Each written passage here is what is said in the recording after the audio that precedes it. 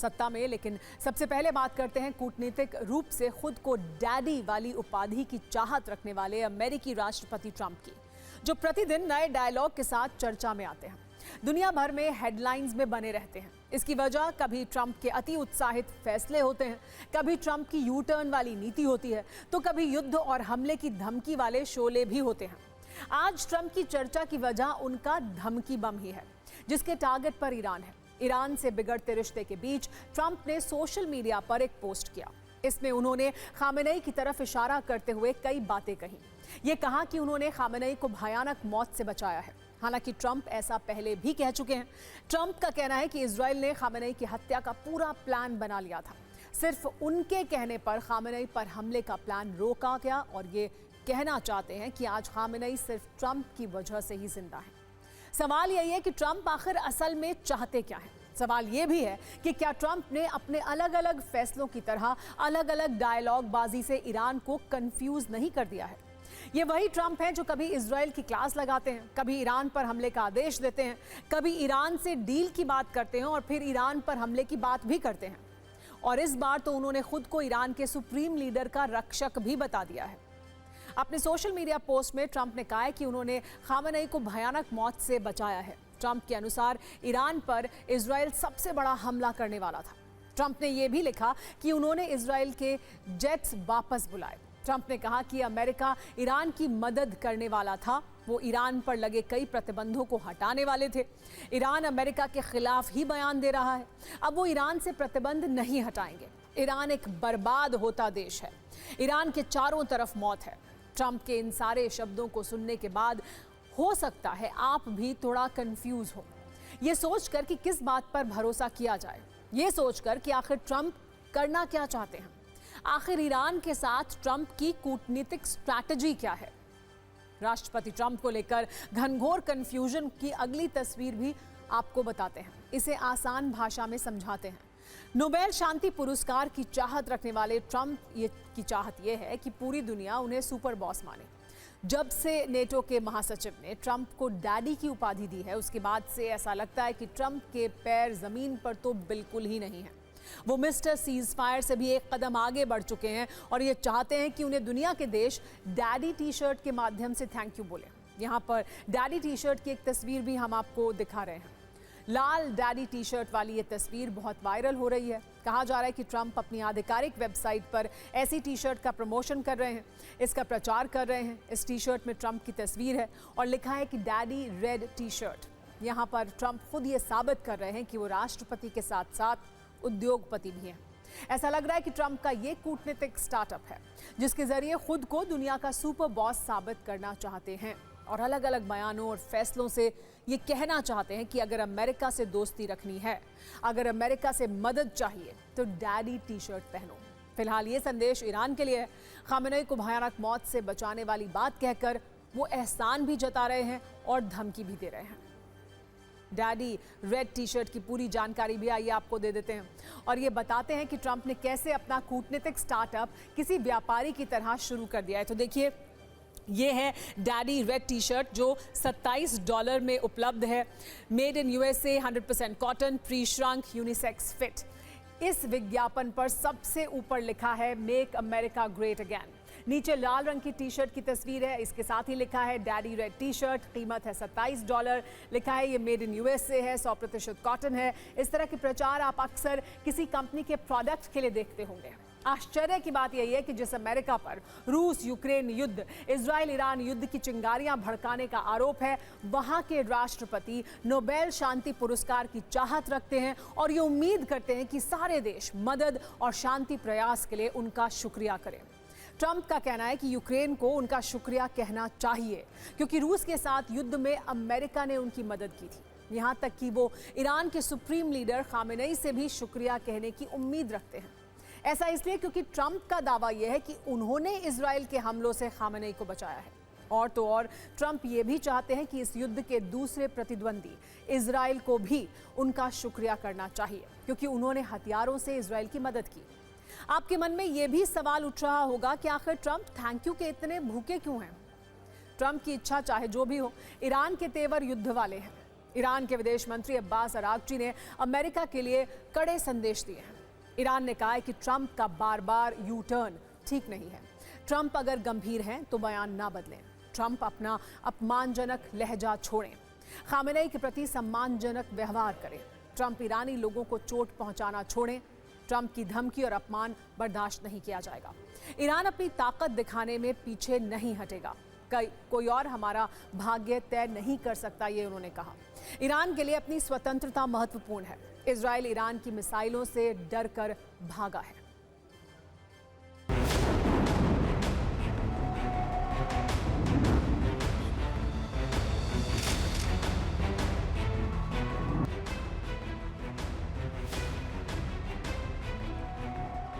Iran सिर्फ America को जवाब नहीं दे रहा है, बल्कि अमेरिका तक हिट करने वाली मिसाइल भी डेवलप कर रहा है। पाकिस्तान के बाद अब ईरान आईसीबीएम कैटेगरी की मिसाइल बना रहा है। ये परमाणु हथियार ले जाने में सक्षम है। आईसीबीएम कैटेगरी की मिसाइल 12,000 किलोमीटर दूर तक हमला कर सकती है। आईसीबीएम का निर्माण इसलिए कर रहा है ईरान क्योंकि अमेरिका ने ईरान पर एयर स्ट्राइक की थी। ईरान की तैयारियों की बात करें तो ईरान ने सॉलिड फ्यूल इंजन बनाया है। ये सैटेलाइट प्रक्षेपण वाले क्यू सीरीज का इंजन है, जिससे आईसीबीएम कैटेगरी की मिसाइल बनाई जा सकती है। ये दावा ईरानी न्यूज़पेपर ने किया है। सत्ता में अब उस खबर की बात जो ब्रेकिंग न्यूज से ज्यादा शॉकिंग न्यूज है, जिसमें करोड़ों न्यूज मित्रों की चिंता है। उनके मन में बैठा एक डर है और कई सवाल हैं। हमारी सत्ता की एक कुंजी 42 वर्ष की शेफाली जरीवाला की मौत की दुखद खबर पर आधारित है, जिन्होंने शुक्रवार की रात आखिरी सांस ली। इस खबर ने उनका दिल भी तोड़ दिया। जो शेफाली के फैंस हैं और वो लोग भी परेशान हैं जिन्हें ये पता चला है कि सिर्फ 42 वर्ष की उम्र में शेफाली को उनके दिल ने धोखा दे दिया। वो भी तब जब वो एक एक्ट्रेस थी और अपनी फिटनेस को लेकर जागरूक भी थी। शेफाली जरीवाला वैसे हाल के दिनों में रियलिटी शो बिग बॉस को लेकर सुर्खियों में थी, लेकिन आज भी बॉलीवुड में उनकी पहचान कांटा लगा गर्ल के तौर पर थी, जो उनके 2002 में आए एक गाने का टाइटल था। लेकिन दिल की सत्ता को लगे मौत के इस कांटे ने सबको डरा दिया है, क्योंकि दावा है कि शेफाली जरीवाला की मौत कार्डियक अरेस्ट से हुई है। बताया जा रहा है कि शेफाली को ये कार्डियक अरेस्ट शुक्रवार रात को हुआ। उनके परिवार के लोग उन्हें अंधेरी के एक अस्पताल लेकर पहुंचे, लेकिन तब तक सांसों ने शरीर का साथ छोड़ दिया था। हालांकि आज उनका पोस्टमार्टम भी किया गया है और अब रिपोर्ट का इंतजार है, जिसके बाद शेफाली की डेथ मिस्ट्री के सारे सस्पेंस क्लियर हो जाएंगे और पता चल जाएगा कि उनकी मौत आखिर हुई कैसे। फिलहाल लोगों के मन में ये सवाल है कि आखिर दिल की सत्ता इतनी कमजोर क्यों होती जा रही है। सिर्फ आम लोग ही नहीं, अब सेलिब्रिटीज का दिल भी उन्हें धोखा क्यों दे रहा है। लेकिन शेफाली से जुड़ी 2 जरूरी जानकारी हमें पता चली है, उसके बारे में आइए आपको बताते हैं।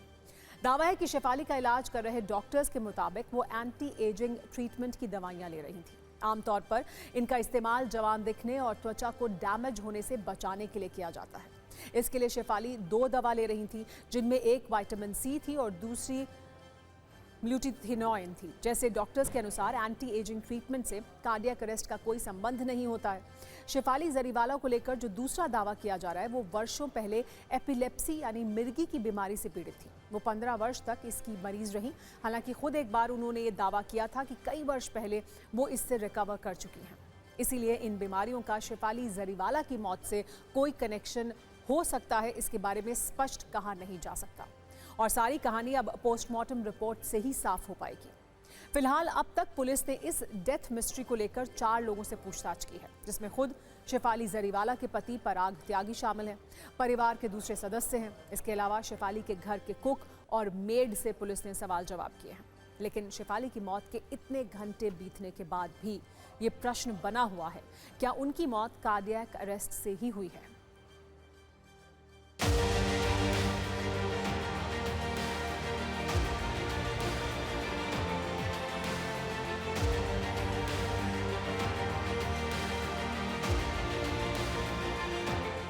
बॉलीवुड अभिनेत्री शेफाली जरीवाला का बीती रात निधन हो चुका है। वो मुंबई के अंधेरी इलाके में स्थित शास्त्री नगर की इसी गोल्डन रेस नाम की इमारत में रहती थी। वही इमारत है, इसी इमारत की वाई विंग के 11वें महले पे उनका घर है। और जिस तरीके से जो खबर आई उसके बाद पूरे फिल्म इंडस्ट्री में एक शोक की लहर है कि आखिर शेफाली जरीवाला की जिस तरह से उनकी मौत हुई, जो हार्ट अटैक से उनकी जानकारी सामने आ रही कि मौत हुई, क्या वो वाकई में किसी बीमारी से ग्रसित थी, ये भी एक जाँच का विषय। मैडम को जो हुआ कार्डियो अटैक आया है, वो तो ब्लॉकेज था, उनको ऐसा बताया गया है अंदर, तो उन्हें तुरंत लेके गए तो उधर ही बेलव्यू में डेड डिक्लेयर कर दिया था।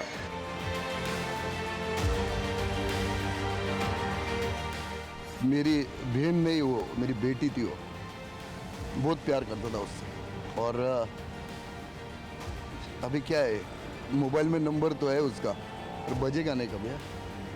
वो साल में बहुत, यानी रक्षाबंधन, गणपति बहुत इंतज़ार करती थी। मैं उसका करता था, वो मेरी करती थी। बस अभी इंतज़ार करें। इंडस्ट्री के लिए बहुत बड़ा लॉस है। इतनी कम उम्र में हार्ट अटैक होना, 42 years old actress cardiac arrest होना और गुजर जाना, एक बहुत बड़ी क्षति हमारी इंडस्ट्री के लिए। इतनी यंग एज में हार्ट अटैक होना ये बहुत ही इम्पोर्टेंट इशू है हमारी इंडस्ट्री को सोचने के लिए, हम लोग को सोचने के लिए। बिकॉज जो प्रेशर्स में हम काम करते हैं हमारी इंडस्ट्री में, जिस तरीके से हम काम करते हैं, दिन रात हम मेहनत करते हैं, काम करते हैं, खाली हमारी इंडस्ट्री में सारे प्रोफेशंस में हार्ट अटैक का होना ये मजबूर कर रहा है हमें सोचने के लिए। वैसे शेफाली की मौत में कार्डियक अरेस्ट वाला एंगल सही है तो वो बॉलीवुड की पहली सेलिब्रिटी नहीं है जिन्हें उनके दिल ने धोखा दिया है। इसमें कई बड़े नाम शामिल हैं, जैसे एक लाइव कॉन्सर्ट के दौरान मशहूर सिंगर केके की तबीयत अचानक बिगड़ गई थी और होटल पहुंचने के बाद हार्ट अटैक की वजह से सिर्फ 53 साल की उम्र में उनकी मौत हो गई। 58 साल की उम्र में कॉमेडियन राजू श्रीवास्तव को भी जिम में ट्रेडमिल पर दौड़ते हुए हार्ट अटैक आया और कई दिनों के संघर्ष के बाद उन्होंने दम तोड़ दिया। 46 साल की उम्र में कन्नड़ फिल्मों के एक्टर पुनीत राजकुमार ने भी हार्ट अटैक की वजह से इस दुनिया को अलविदा कह दिया, जबकि 40 साल के हट्टे कट्टे नौजवान सिद्धार्थ शुक्ला ने भी हार्ट अटैक की वजह से दम तोड़ दिया था। खास बात यह है कि सिद्धार्थ शुक्ला शेफाली जरीवाला के साथ रियलिटी शो बिग बॉस में नजर भी आए थे और दोनों के बीच काफी अच्छी बॉन्डिंग दिखी थी। सिद्धार्थ की मौत के बाद शेफाली ने एक पोस्ट के जरिए उन्हें याद भी किया था, लेकिन संयोग देखिए, शेफाली की मौत भी बिल्कुल वैसी ही दावा अब किया जा रहा है जैसे सिद्धार्थ शुक्ला ने इस दुनिया को अलविदा कहा था। अभी जो नाम हमने आपको बताए वो सारे सेलिब्रिटी थे, क्योंकि बॉलीवुड से जुड़े थे, इसीलिए उनकी सेहत का ख्याल वो रखते थे, खाने पीने को लेकर सजग थे। ऐसे में लोगों में ये डर है कि क्या अच्छी सेहत भी कार्डियक अरेस्ट जैसे मामलों को रोकने की गारंटी नहीं है। वैसे कई न्यूज़ मित्रों में हार्ट अटैक और कार्डियक अरेस्ट को लेकर कंफ्यूजन है। क्या दोनों एक ही हैं? तो इसका जवाब है नहीं, और आपको ये फर्क समझने की जरूरत है। हार्ट अटैक में धमनियों में ब्लॉकेज से दिल तक ब्लड फ्लो कम हो जाता है, जबकि कार्डियक अरेस्ट में दिल अचानक से काम करना बंद कर देता है। आर्टरी में ब्लॉकेज होने और ब्लड फ्लो कम होने से दिल तक ऑक्सीजन कम होने लगती है, जबकि कार्डियक अरेस्ट की स्थिति में धड़कन अचानक से रुक जाती है। डॉक्टर्स के मुताबिक हार्ट अटैक के लक्षण कुछ देर पहले महसूस होने लगते हैं, पर कार्डियक अरेस्ट में किसी तरह का लक्षण नहीं दिखाई देता। हार्ट अटैक में दिल में या शरीर में उठने वाला हल्का दर्द धीरे धीरे बढ़ता जाता है, यानी मरीज को संभलने और जान बचाने का मौका मिलता है, लेकिन कार्डियक अरेस्ट में जान बचाने का मौका ना के बराबर होता है। इसीलिए कार्डियक अरेस्ट हार्ट अटैक से ज्यादा खतरनाक होता है। और अब बात करते हैं भारतीय सेना की उस शक्ति की जो भारत से लेकर फ्रांस तक ट्रेंड कर रही है। दरअसल भारत और फ्रांस की सेनाओं का संयुक्त युद्धाभ्यास चल रहा है, जिसका नाम है शक्ति। ये युद्धाभ्यास फ्रांस के लॉ कैवलरी में 1 जुलाई तक चलेगा। इस वॉर एक्सरसाइज के दौरान भारत और फ्रांस की सेनाओं का जोर इलेक्ट्रॉनिक और ड्रोन वॉरफेयर के खतरे से निपटने पर है। दोनों देशों की सैन्य टुकड़ियों ने 4 दिन यानी 96 घंटे तक हाई इंटेंसिटी फील्ड ऑपरेशन की ड्रिल की। इस युद्धाभ्यास में भारत की तरफ से जम्मू कश्मीर राइफल्स के 90 जवान शामिल हैं, वहीं फ्रांस की तरफ से 13वीं डेमी ब्रिगेड के सैनिक शामिल हैं। भारत और फ्रांस के बीच शक्ति युद्धाभ्यास हर 2 साल में होता है। इसकी शुरुआत 2011 में हुई थी। इस तरह ये शक्ति वॉर एक्सरसाइज का 8वां संस्करण है। पिछली बार दोनों सेनाओं ने मेघालय में हाई ऑल्टीट्यूड वॉर ड्रिल की थी। इस बार के इस युद्धाभ्यास में मल्टी डोमेन ऑपरेशन ड्रिल की गई है, यानी हवा, जमीन और पानी में वॉर ड्रिल की गई है। इसके अलावा एंटी ड्रोन ऑपरेशन की ड्रिल हुई है, जिसके तहत ड्रोन हमलों से बचाव और दुश्मन के ड्रोन को मार गिराने का अभ्यास किया गया। भारत फ्रांस की सैन्य टुकड़ियों ने आधुनिक हथियारों से लाइव फायरिंग ड्रिल भी की। इसके अलावा दुर्गम इलाकों में गश्त का अभ्यास किया। इस ड्रिल का एक मकसद भारत और फ्रांस की सेनाओं के बीच समन्वय को बढ़ाना था, ताकि किसी संयुक्त ऑपरेशन को बेहतर ढंग से पूरा किया जा सके। इसके अलावा इलेक्ट्रॉनिक वॉरफेयर में दुश्मन के सिग्नल जैमिंग और सिग्नल इंटरसेप्शन की ड्रिल भी हुई। भारत की तरफ से शक्ति युद्धाभ्यास में शामिल हो रहे सैन्य अधिकारियों ने बताया कि उन्हें युद्ध कौशल को परखने का शानदार मौका मिला है। फ्रांस में भारत के राजदूत संजीव सिंगला भी युद्धाभ्यास देखने पहुंचे। उन्होंने सैनिकों से बातचीत की और उनकी सराहना की। भारतीय सेना के इस शक्ति प्रदर्शन पर एक वीडियो रील आप भी देखिए।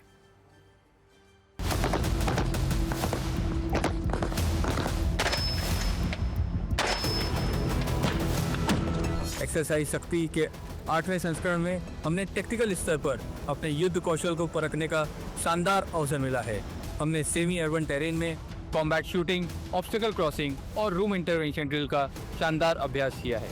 साथ ही साथ हमने electronic warfare and counter US system को भी अपने मिशन प्रोफाइल में शामिल किया। हमारे EWDET ने टैक्टिकल मिशन के दौरान इंटरसेप्शन और डायरेक्शन फाइंडिंग का काम किया है। स्पेक्ट्रम डोमिनेंस की इम्पोर्टेंस को समझते हुए हमने जॉइंट ट्रेनिंग के दौरान signal security and real time communication disruption को सब कन्वेंशनल ऑपरेशन में शामिल किया। ये शक्ति एक्सरसाइजेज 2011 से भारत और फ्रांस के बीच में लगातार हो रही हैं। पिछले साल ये मेघालय में हुई थी, इस बार ये फ्रांस में हो रही हैं। 90 सोल्जर हिंदुस्तान के, खास तौर से Jammu and Kashmir rifle battalion के, उसमें और आर्म्स के भी हैं, इंजीनियर्स के भी हैं, सर्विसेज के भी हैं, और ऐसे ही 90 सोल्जर्स फ्रांस के जो उनकी हाफ ब्रिगेड के हैं। अब इसमें जब दो देशों की अलग अलग छोटी छोटी यूनिट्स एक दूसरे के साथ एक्सरसाइज करती हैं तो नेचुरली एक दूसरे की best techniques, best procedures, best tactics, इनका एक दूसरे के साथ आदान प्रदान होता है। हमारी अगली खबर में भी 140 करोड़ भारतीयों के लिए गर्व वाली फीलिंग्स हैं। प्रधानमंत्री नरेंद्र मोदी ने अंतरिक्ष में गए भारतीय वायुसेना के ग्रुप कैप्टन शुभांशु शुक्ला से बातचीत की है और उनके अंतरिक्ष मिशन के लिए बधाई और शुभकामनाएं दी। पीएम मोदी ने शुभांशु शुक्ला से कहा कि आज आप भारत भूमि से दूर हैं लेकिन भारतवासियों के सबसे करीब हैं। पीएम मोदी से बातचीत के दौरान शुभांशु शुक्ला ने कहा कि अंतरिक्ष से देखने पर भारत बहुत भव्य दिखता है। प्रधानमंत्री नरेंद्र मोदी और शुभांशु शुक्ला में क्या बातचीत हुई, इस रील में आप भी देखिए। आप आज मातृभूमि से, नमस्कार, भारत भूमि से सबसे दूर है, लेकिन भारतवासियों के दिलों के सबसे करीब है। आपके नाम में भी शुभ है और आपकी यात्रा नए युग का शुभ आरंभ भी है। इस समय बात हम दोनों कर रहे हैं, लेकिन मेरे साथ 140 करोड़ भारतवासियों की भावनाएं भी हैं। तो सबसे पहले तो ये बताइए, वहां सब कुशल मंगल है? आपकी तबीयत ठीक है? जी प्रधानमंत्री जी, बहुत बहुत धन्यवाद आपकी विशेष का और 140 करोड़ मेरे देशवासियों की विशेष का। मैं यहाँ बिल्कुल ठीक हूँ, सुरक्षित हूँ। आप सबके आशीर्वाद और प्यार की वजह से बहुत अच्छा लग रहा है। बहुत नया एक्सपीरियंस है ये, और कहीं ना कहीं बहुत सारी चीज़ें ऐसी हो रही हैं जो दर्शाती हैं कि मैं और मेरे जैसे बहुत सारे लोग हमारे देश में और हमारा भारत किस दिशा में जा रहा है। ये जो मेरी यात्रा है, ये पृथ्वी से ऑर्बिट की 400 किलोमीटर तक की जो छोटी सी यात्रा है, ये सिर्फ मेरी नहीं है। मुझे लगता है कहीं ना कहीं हमारे देश की भी यात्रा है। आप जो गाजर का हलवा ले गए हैं, क्या उससे अपने साथियों को खिलाया? जी प्रधानमंत्री जी, ये कुछ चीज़ें मैं अपने देश की खाने की लेके आया था, जैसे गाजर का हलवा, मूंग दाल का हलवा और आमरस। और मैं चाहता था कि ये बाकी भी जो मेरे साथी हैं, बाकी देशों से जो आए हैं, वो भी इसका स्वाद लें और चखें, जो भारत का जो रिच कलिनरी हमारा जो हेरिटेज है उसका एक्सपीरियंस लें। शुभ परिक्रमा करना भारत की सदियों पुरानी परंपरा है। आपको तो पृथ्वी माता की परिक्रमा का सौभाग्य मिला है। अभी आप पृथ्वी के किस भाग के ऊपर से गुजर रहे होंगे? जी प्रधानमंत्री जी, इस समय तो मेरे पास ये इंफॉर्मेशन उपलब्ध नहीं है, लेकिन थोड़ी देर पहले मैं खिड़की से विंडो से बाहर देख रहा था तो हम लोग हवाई के ऊपर से गुजर रहे थे। और हम दिन में 16 बार परिक्रमा करते हैं, 16 सूर्योदय और 16 संन्यास, सनराइज और सनसेट हम देखते हैं ऑर्बिट से। और बहुत ही अचंभित कर देने वाला ये पूरा प्रोसेस है। इस परिक्रमा में, इस तेज गति में, हम इस समय करीब 28,000 किलोमीटर प्रति घंटे की रफ्तार से चल रहे हैं आपसे बात करते वक्त। और ये गति पता नहीं चलती क्योंकि हम तो अंदर हैं, लेकिन कहीं ना कहीं ये गति जरूर दिखाती है कि हमारा देश कितनी गति से आगे बढ़ रहा है इस समय, कि हम यहाँ पहुंचे हैं और अब यहाँ से और आगे जाना है। और सत्ता में अब राजनीतिक कुंजी खोलते हैं, जिसमें आज खबर बीजेपी के इंटरनल प्रैक्टिस यानी तैयारियों से जुड़ी हुई है। मोदी 3.0 के 1 वर्ष पूरे होने के बाद बीजेपी ने सरकार और संगठन में तालमेल बढ़ाने का प्लान तैयार किया और इसकी शुरुआत भी हो गई है, जिसके तहत मोदी सरकार के मंत्रियों की ड्यूटी दिल्ली में बीजेपी मुख्यालय में लगनी शुरू हो गई है। सरकार के राज्य मंत्री हफ्ते में 6 दिन सुबह से शाम तक पार्टी मुख्यालय में बैठेंगे। इस व्यवस्था के तहत सोमवार से शनिवार तक सुबह 11 बजे से शाम 5 बजे तक मोदी सरकार के अलग अलग राज्य मंत्री कार्यालय में मौजूद रहेंगे। राज्य मंत्रियों के साथ एक राष्ट्रीय पदाधिकारी की भी ड्यूटी लगाई गई है। संबंधित मंत्री और पदाधिकारी साथ बैठकर कार्यकर्ताओं की समस्याओं को सुनेंगे और समाधान करेंगे। इस दौरान रोस्टर बनाकर सभी केंद्रीय राज्य मंत्रियों और पार्टी के पदाधिकारियों को समन्वय बनाकर बीजेपी कार्यकर्ताओं की समस्याओं का समाधान देने का निर्देश दिया गया है। संगठन और सरकार के बीच बेहतर समन्वय और बीजेपी कार्यकर्ताओं की सुनवाई का जिम्मा इन सभी राज्य मंत्रियों और केंद्रीय पदाधिकारियों के जिम्मे होगा। पार्टी का प्लान यह है कि राज्यों के चुनाव में प्रभारियों के व्यस्त होने का असर पार्टी कार्यकर्ताओं पर ना पड़े और प्रभारियों की व्यस्तता की भरपाई मंत्रियों के मुख्यालय में उपस्थिति से की जा सके। बीजेपी मुख्यालय में अगले 6 दिन तक बैठने के लिए बनाए गए केंद्रीय मंत्रियों का रोस्टर भी जारी कर दिया गया है। 28 जून यानी आज महिला और बाल विकास राज्य मंत्री सावित्री ठाकुर बीजेपी मुख्यालय में दिन भर बैठी। उनके साथ राष्ट्रीय सचिव ओपी धनखड़ थे। 30 जून को रक्षा राज्य मंत्री संजय सेठ के साथ राष्ट्रीय सचिव अलका गुज्जर बीजेपी मुख्यालय में होंगी। 1 जुलाई को सड़क परिवहन राज्य मंत्री हर्ष मल्होत्रा के साथ राष्ट्रीय सचिव ओपी धनखड़ कार्यालय में मौजूद होंगे। 2 जुलाई को जनजातीय राज्य मंत्री दुर्गादास उइके और राष्ट्रीय सचिव अनिल एंटनी यहां पर होंगे। 3 जुलाई को सूचना प्रसारण राज्य मंत्री एल मुरुगन और राष्ट्रीय सचिव अरविंद मेनन मौजूद होंगे। 4 जुलाई को कोऑपरेटिव राज्य मंत्री कृष्णपाल गुर्जर और राष्ट्रीय उपाध्यक्ष रेखा वर्मा होंगी। 5 जुलाई को विदेश राज्य मंत्री पवित्रा मार्गरेटा के साथ राष्ट्रीय सचिव ऋतुराज सिन्हा को भी बीजेपी मुख्यालय में ड्यूटी पर तैनात किया गया है। बाहर से आने वाले कार्यकर्ता अब खाली हाथ ना लौटें और बिना समस्या के समाधान के वापस ना जाएं। इसके लिए सरकार और संगठन ने ये नई व्यवस्था बनाई है। इसके तहत बाहर से आने वाले कार्यकर्ता संगठन के केंद्रीय पदाधिकारियों के समक्ष अपनी समस्या रखते हैं और उसको सुनने के बाद बीजेपी पदाधिकारी उसको केंद्रीय राज्य मंत्री के सामने रखते हैं, जिसको त्वरित गति से हल का प्रयास किया जाता है।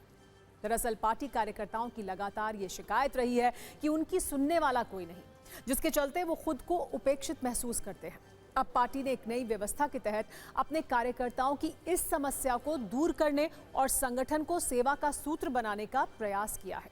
इस व्यवस्था के लिए बीजेपी ने एक कोऑर्डिनेटर बहाल किया है, जो केंद्रीय मंत्री और केंद्रीय पदाधिकारियों से लगातार संपर्क और चर्चा कर रोस्टर बनाता रहेगा। पार्टी की पहले से ही चलती आ रही व्यवस्था के तहत केंद्र सरकार का एक मंत्री सप्ताह में 4 से 5 दिन 2 घंटे के लिए जन सुनवाई करने पहले की तरह पार्टी मुख्यालय आता रहेगा। बीजेपी सहयोग सेल पहले से ही सोमवार से शुक्रवार के बीच केंद्रीय मंत्रियों की ड्यूटी दोपहर 3 से 5 बजे लगती रही है।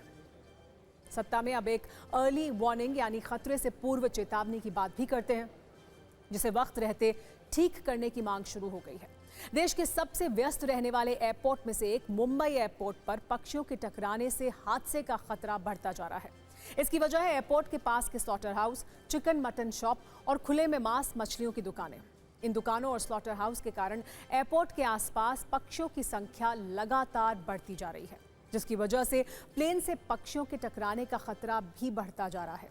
इसे रोकने के लिए इन दुकानों को बंद करने की मांग हुई है, ताकि भविष्य के खतरे को रोका जा सके। बॉम्बे हाईकोर्ट में एक याचिका दायर की गई है, जिसमें मांग की गई है कि मुंबई एयरपोर्ट से 10 किलोमीटर के रेडियस में स्लॉटर हाउस, मीट और चिकन की दुकानें और बीएमसी के नॉनवेज बाजारों को हटाया जाए।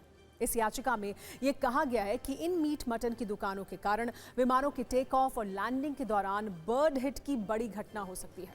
कोर्ट ने इस याचिका का संज्ञान लेते हुए इसे जनहित याचिका में तब्दील करने के संकेत दिए हैं। दरअसल मुंबई में कुल 3 एयरपोर्ट हैं, जिसमें पहला है सहार इंटरनेशनल छत्रपति शिवाजी एयरपोर्ट, दूसरा सांता क्रूज डोमेस्टिक एयरपोर्ट और तीसरा है जुहू एयरपोर्ट। इसमें छत्रपति शिवाजी अंतर्राष्ट्रीय हवाई अड्डा और डोमेस्टिक एयरपोर्ट देश के सबसे ज्यादा व्यस्त एयरपोर्ट में से एक है। इसके रनवे से हर 5 मिनट में एक विमान टेक ऑफ या लैंडिंग करता है।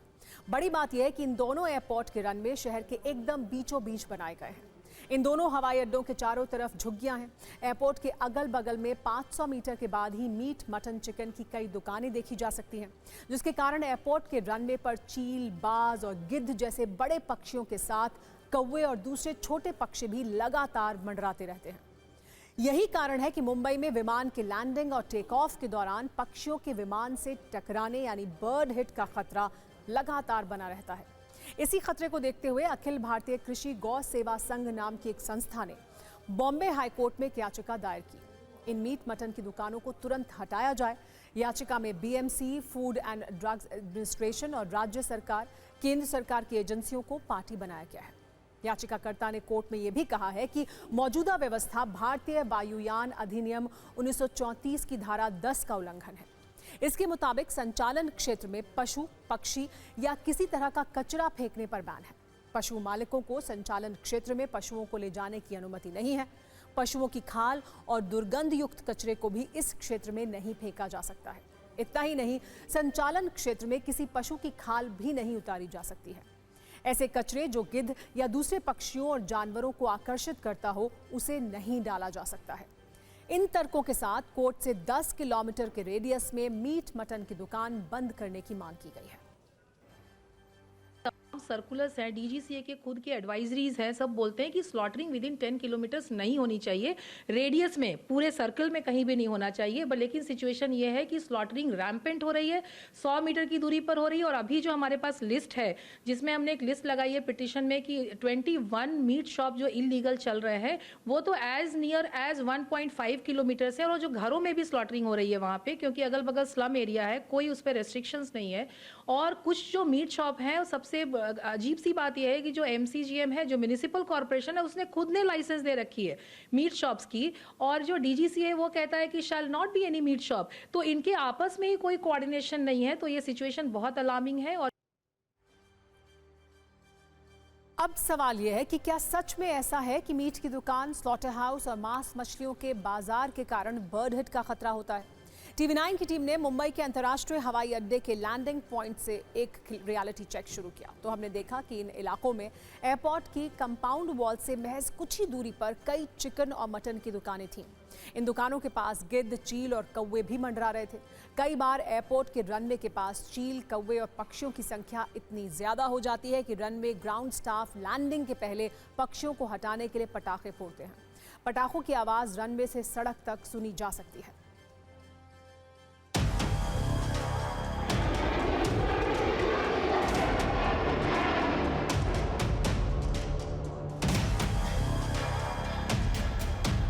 मैं इस वक्त खड़ा हूँ कुर्ला के जरीमरी इलाके में। और यहाँ से मैं अगर आपको दिखाना चाहूँ तो ड्राइव जो है 19 मिनट का है मुंबई इंटरनेशनल छत्रपति शिवाजी अंतर्राष्ट्रीय हवाई अड्डे का। और 4.2 किलोमीटर यहाँ से ये शो कर रहा है। यानी ये जो जगह है ये उस दायरे में आती है जिस दायरे की मांग याचिका में की गई है कि 10 किलोमीटर तक सारे मीट और मांस की दुकानें बंद की जाएं।